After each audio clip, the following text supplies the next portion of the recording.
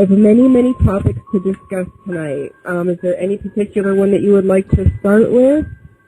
Well, I think I'd like to start with his death, Sure. just to clarify what really happened for him.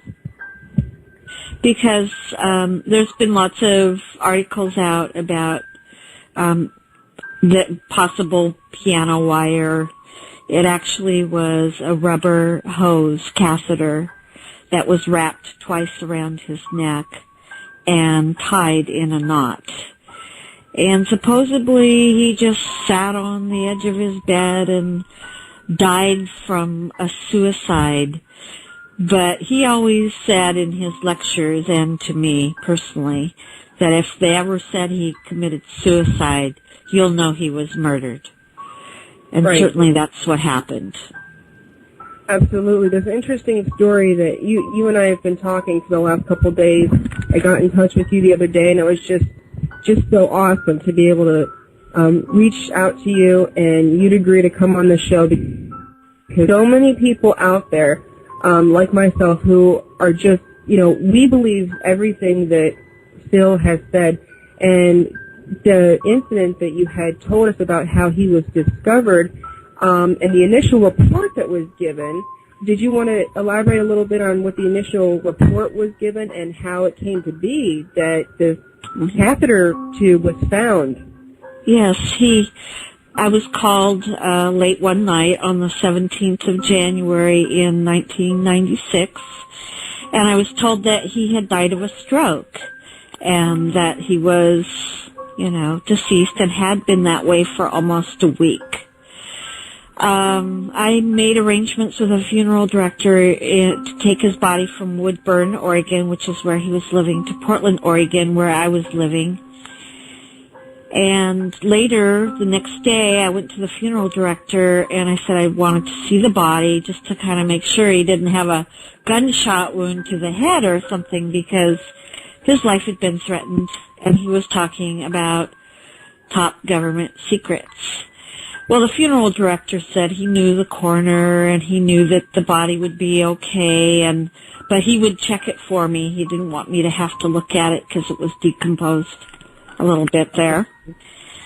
The next day, the police called me and said his body had been taken to the medical examiner, that the funeral director had found something around his neck.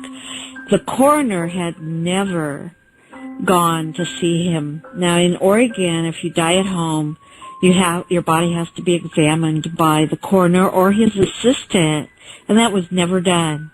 So that was the first clue right there that something was really wrong with his death. Later, Okay. the medical, yeah. Also, to reiterate here, you had told me that he was, there was allegations that there was a woman going to his apartment where he was living and was giving him shots for MS. Right. In Oregon, we had a special experimental program for multiple sclerosis, and Philip had been diagnosed with that, along with a multiple number of other problems that were going on for him, but in specific, that one. So he told me he was in an experimental program with the Oregon Health Sciences here in Portland, Oregon, and a nurse came in and gave him a shot every week for the multiple sclerosis experimental drug. And sometimes he would call me and he would say, I really can't see Marie, his daughter, this week because the shot made him so sick. Well, after his death, I wanted to get all the medical paperwork. I went to his personal doctor, and I went to the University of Oregon's hospital, and they said he was never in their program. So he was being given shots. Yeah, he was being given shots by a nurse that was a fake. This was not an authorized program. So they had no record whatsoever of any of their nurses on their staff going to give this experimental shot to Phil. That's correct. So we have no idea who this woman basically, was. right, and I think this is the same woman that was involved with his death later on, and also that we saw after his death during when we were all together discussing his death at a church. We looked out the window and there was this woman in the car with long blonde hair, and I'm pretty sure it was the same person that had been involved with giving him the shots. My goodness, that's just, there's so many subjects that I don't even know where to start. And I killed 2 of them. Yes, they're mortal and they do die. However, in the process, one of them did this. All I remember is that he just kind of waved his hand in front of his chest, and the next thing I know, this blue beam hit me and just literally opened me up like a fish. And burnt my fingers right off of me. And it was some form of electrical force, because the kind of like being hit by a lightning bolt burned all my toenails off of me. Completely crispy crittered my left foot. Burnt the shoe right off of me. All I remember was the smoking remains, and I'm still conscious, but in and out of, I didn't remember much. And there was a Green Beret that was right behind me that risked his life. In fact, he died. But he risked his life. He shoved me back in the basket and hit the button and took me up. I wouldn't be alive talking to you today if it wasn't for him. I'm forever indebted. He lost his life. 66 Secret Service agents, Green Berets, Black Berets, crack troops lost their lives because the government, our United States government, lied, did not tell us anything about the alien threat. There's a war underneath there, and I'm talking dead serious. It's been going on since that time. Since late August of 1979, our military, the Russian military, basically the militaries of the world, have been in constant conflict with the outer space alien. Mr. Meier's evidence, I believe, we can all agree far surpasses what the typical abductee or eyewitnesses typically possess. However, I realize that sometimes, no matter what the evidence reflects to disbelievers, they will still think it's nothing more than an elaborate hoax. I have one rationally logical question for you all to carefully answer. When is a liar's life ever in risk from the powers that be? And one follows along the other closely enough so that you know that either the Talmud of Emmanuel was the source of the Gospel of Matthew, or that it's a 20th century hoax based upon the Gospel of Matthew. So I've been spending my 14 or so years since 1983 examining those 2 possibilities, and I can only conclude that there are several hundred reasons that indicate the Talmud of Emmanuel was genuine, the source of the Gospel of Matthew, and it was no hoax. What is the most convincing reason? Well, it's mostly the accumulation of evidence. Each of these 300 reasons or 320 reasons by itself may not be totally convincing, but you put them all together and they're overwhelmingly convincing. These range from very minor things that scholars have picked on with the Gospel of Matthew, that you read through the Talmud of Emmanuel and you find that the mistake isn't there. The Talmud of Emmanuel reads something somewhat different there that was heretical. The compiler, the writer of the Gospel of Matthew had to alter it to make it compatible with his own beliefs and the beliefs of the early Christian church. And so in so doing, he made some little mistake here and there that some scholars have picked up and written about in the literature. And then you can find that the Talmud of Emmanuel just doesn't suffer from that error. And this happens over and over again with a lot of minor things. But then there's the major things that explains how Jesus, whom I call Emmanuel, how he could have had appearances after the crucifixion. Well, the biggest heresy, I guess, within the Talmud of Emmanuel was that he survived the crucifixion. Of course, this is in accordance with a lot of legends that say he traveled around Anatolia or the Turkish area and eventually farther east and on to the India Kashmir region, where he lived a long life and finally did die and was buried in a tomb in Srinagar, Kashmir in the early 2nd century. So we have these major things that the Talmud of Emmanuel explains too, how those legends got going, how the disciples insisted that they had seen the risen Jesus, the risen Emmanuel, in the days following the crucifixion, several different appearances, and why these appearances in the different Gospels are all slightly contradictory to each other. This was a very sensitive item. Each one had to be edited by its Gospel author to be sanctionable, and through that editing they all differed from each other in one way or another. So the scholars have tended to discount the post-crucifixion appearances of Jesus totally. Most of the modern scholars do for that reason, although in so doing they're just saying that, well, where there's a lot of smoke we don't think there was any fire, which is not a very good reasoning to use very often. That's just one example of one major thing. There's too many others.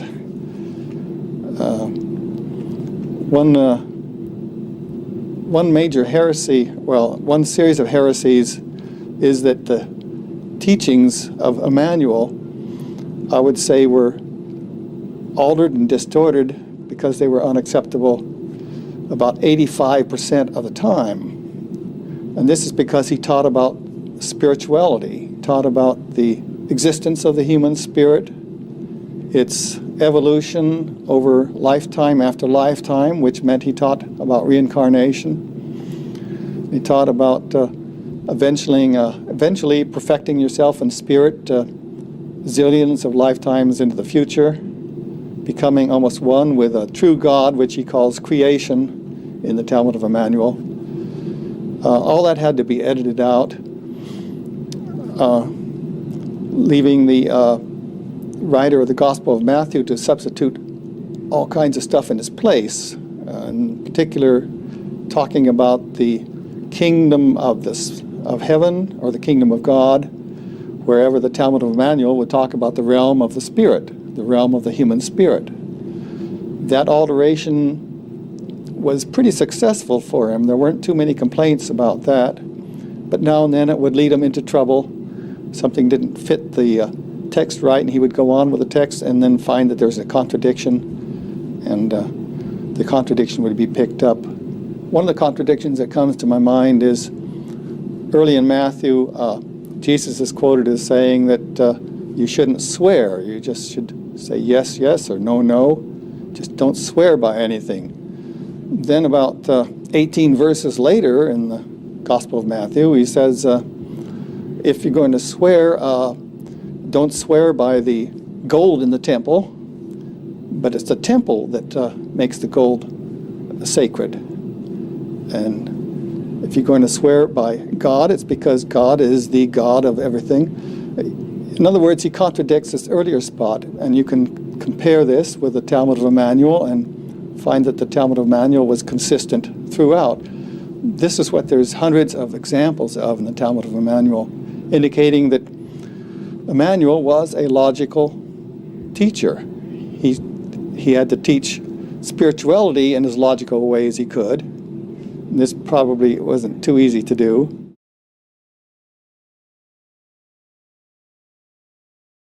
I was sitting outside the window of my room, looking outside, seeing people passing back and forth in the Ashoka Ashram compound. And then I turned towards my right on the path directly in front of the Ashoka Ashram. I saw two people walking slowly on the path towards the youth hostel. That's where Billy was staying.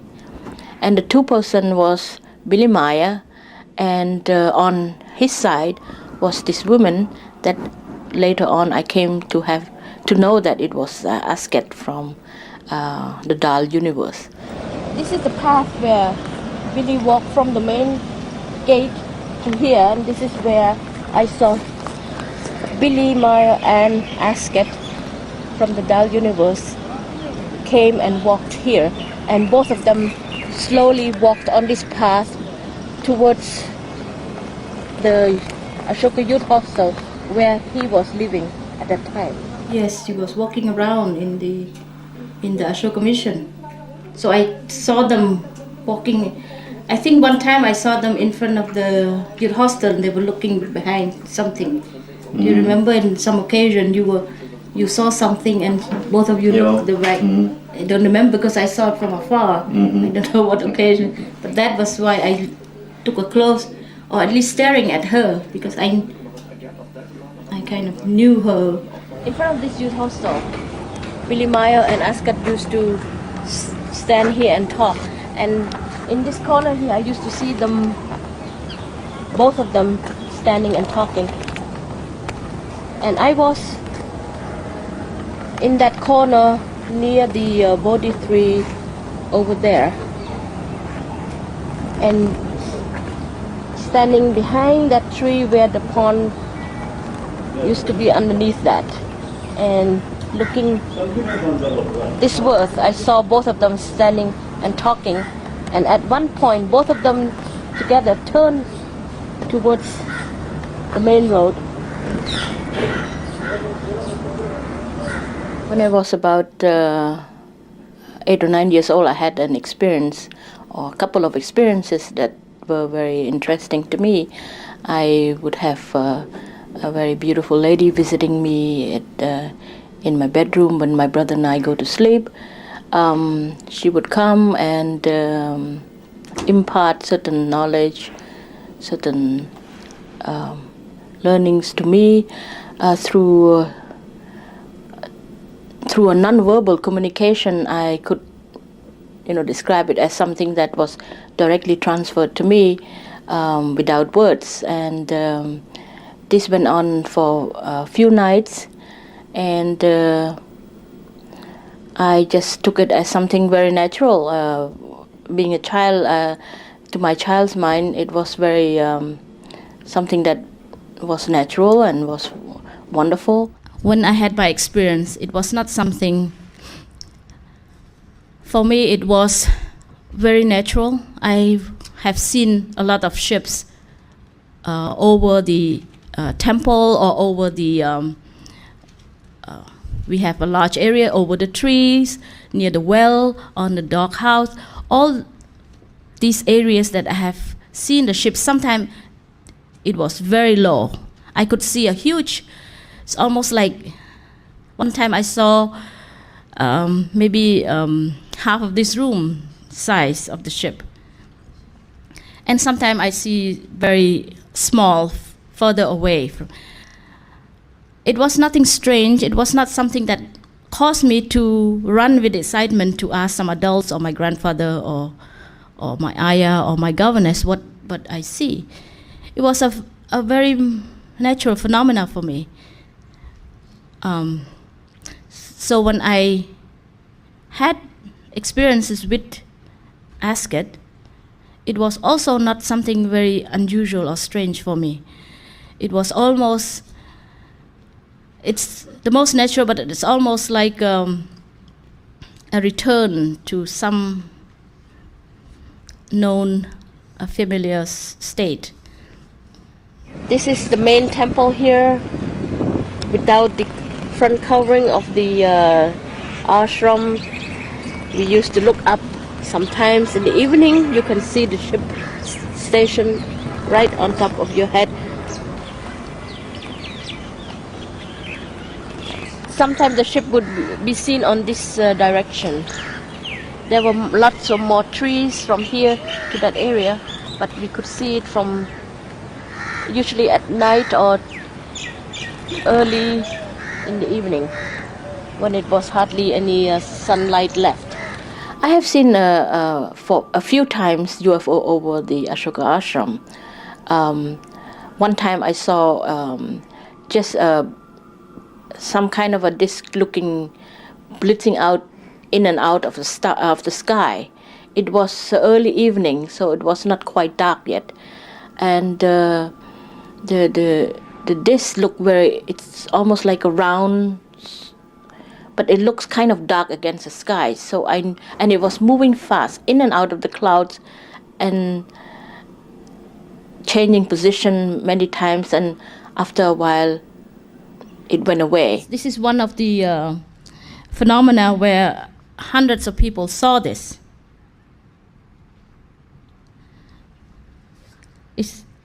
This one, I think, had been witnessed by a whole, I think maybe 100 people. Even was written in the Indian newspaper in the 60s. Actually, one reporter was dispatched from the newspaper, I think the New Statesman or something. If we dig, we could find the article. He came, talked to the villagers, talked to people who work at our place, and was shown, and even talked to Billy and was shown the photos. And he wrote an article about this and interviewed a lot of eyewitnesses. I saw quite a few like this.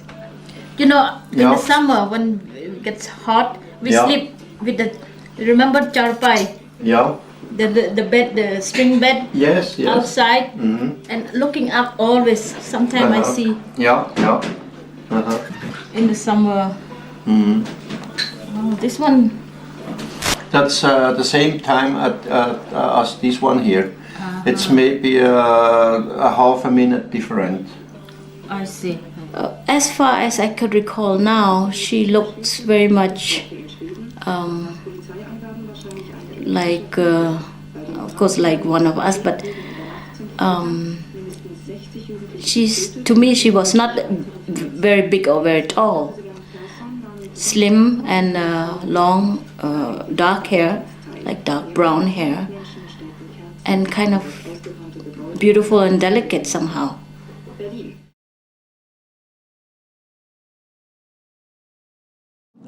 You usually find that people that are not telling the truth are evasive. They look away to get their answers and things like that.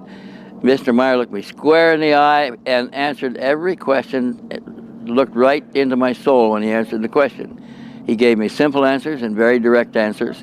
He gave them to me in English, and I was convinced that he was telling me what he believed to be the truth. Well, I became more convinced that the photographs were real when he took me over all of the photographic sites, and I could see that there's no place to suspend lines into the scene. The hill dropped away at a steep angle. There were no anchor points. There was no way that he could have thrown it into the scene, because I saw scenery on the side of each image area that was greater than you could throw up a small model into.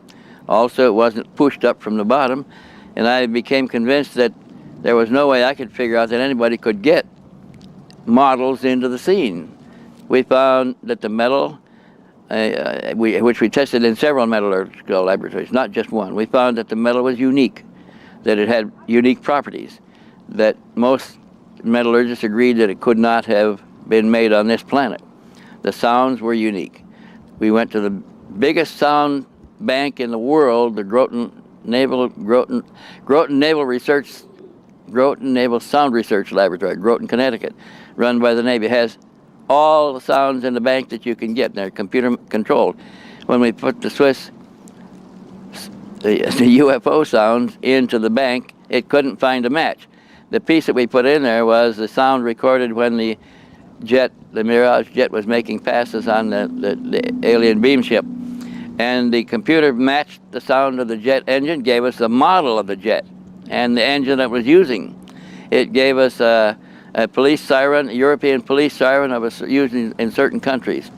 It gave us a Junkers Ju-52 flying in the area, which we didn't hear on the tape. I didn't hear it. Meier didn't hear it, but it was there. They gave us a report. It reported that a Swiss Pilatus Porter reconnaissance plane was in the vicinity, and also recorded the sounds of the jet engine. Gave us all of this information, including that of a barking dog, which we could hear the barking dog, but a lot of sound information that was imperceptible to us was all discovered by the sound bank. So that was quite unique. And then when we took it to sound technicians to find out what kind of sound it was, they had some problems. They couldn't find out how many emitters were involved. One idea was there was 8, another concept was that there were 24 simultaneous emitters to produce the sound. The sound had random wavelength and random, amplitude of the waves, both at the same time. And this was something that would be relatively impossible to do. They concluded that it would take 24 separate synthesizers working together to reproduce the sound. Now, those synthesizers are very expensive equipment, and no laboratory had more than one. The biggest laboratory in the world at Groton only had 2. At 10 o'clock at night, and he said, I must go out and have a cigarette. And so we went outside to sit down in the fresh air, and there was a car seat beside the door. And we sat down on the car seat. And just as we sat down with Mr. Meier right by my left shoulder, he was suddenly pulled across my lap like that. He went, ugh! And he started to get up again like that. I said, what's the matter? Are you having a heart attack? And about the time that he was pulled across my lap, we felt debris in our hair. And I thought that it was a rat in the rafters of the barn there. And at that time, we heard the shot. We've already been sprinkled with sand. And then we heard the shot. He said, that was a shot. And he turned around and looked, and there's a fresh hole in the wall. He put his finger in it. He says, it's hot. And he says, let's find the bullet. And he got up and pulled the car seat out to find the bullet behind the car seat. I'm thinking, why are we doing this? The gunman's still out there. Why don't we crawl inside and get something to protect ourselves? And so we went in and we got a big flashlight and a rifle and came out. And when we went to the point the noise came from, we found where the ground had been packed down. Somebody had been standing out there shifting his feet like this for some time, and after the shot there were running steps leaving the scene. Mr. Meier's story is one that still continues to this day, which proves without doubt it's quite literally the most consistent first-person story of the UFO phenomena to date. Like many of you know, unfortunately, his story has never and will never receive the attention it deserves from the voice leaders in social media, which reflects ignoring anyone is still the easiest way to keep the masses from understanding the truth. I leave you all now with another super interesting piece of evidence a logical person can't ignore. Some of Mr. Meier's photographs were presented by famed auction house Sotheby's for sale. I believe we would all be in agreement that the price they were asking would be irrational for fake photography.